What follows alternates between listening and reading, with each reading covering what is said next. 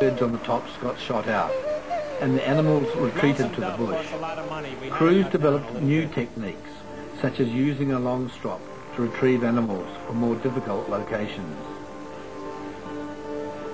From this developed the dangerous practice of men riding the strop under the helicopter. I refuse to let anyone ride on a chain. A lot of people made a habit of it and would get along, you know, hanging on one hand and waving with another. But to me, it's no, you wouldn't catch me doing that.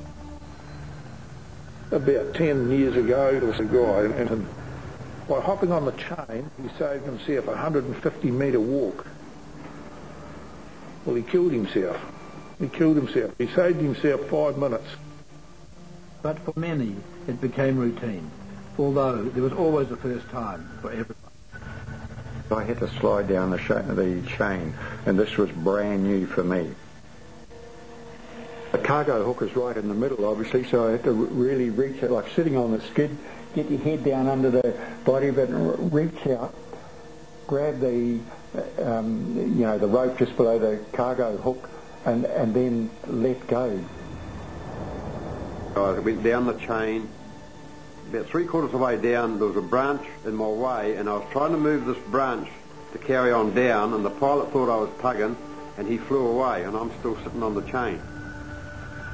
You let yourself go and you hang on the chain, let yourself down the chain, got down, hooked these deer on, and then he had told me, just stand in the rib cage of the deer, and then I'll just come quietly up, lift you up out through the trees.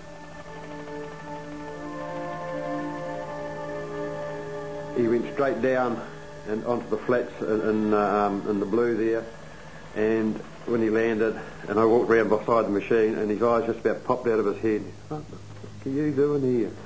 And I said, well, I was still on the chain.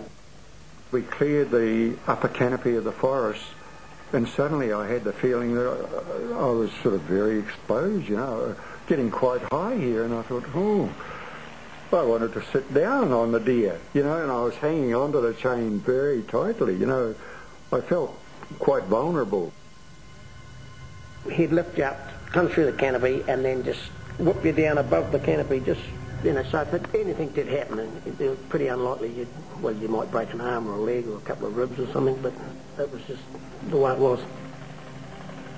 And he started flying well above tree level, and as he picked up speed, the whole load started spinning, like doing a circle under the machine, as it was like quite a big arc of a circle, but spinning as well within the circle. And I thought, bloody hell, I'm feeling really dizzy here and absolutely insecure and hanging on more tightly still.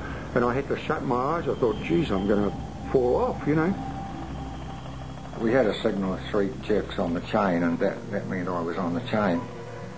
And I knew as soon as he ripped up in the air, he'd forgotten or something, and had a brain fart, and he took off flat out through the swamps, flat tack, and came round in a turn and just buttoned me and the deer off at about 20 knots or so, 30 knots, and I just went skidding through the swamp and ended up half buried. And he looked back as he came round the turn and saw me, the red jacket there. He got a hell of a fright. Got down at the ground and I thought, God, that was pretty damn scary. And he said, why? What do you mean? And I explained what had happened, all the circling, and he said, why didn't you put your arm out or leg out? He hadn't mentioned that to me prior, But that's all you had to do. Just put an arm out or leg out, and the wind resistance sort of crewed you up. But I mean, that was absolutely the opposite of, every cell in my body was saying, hang on tighter, hang on tighter,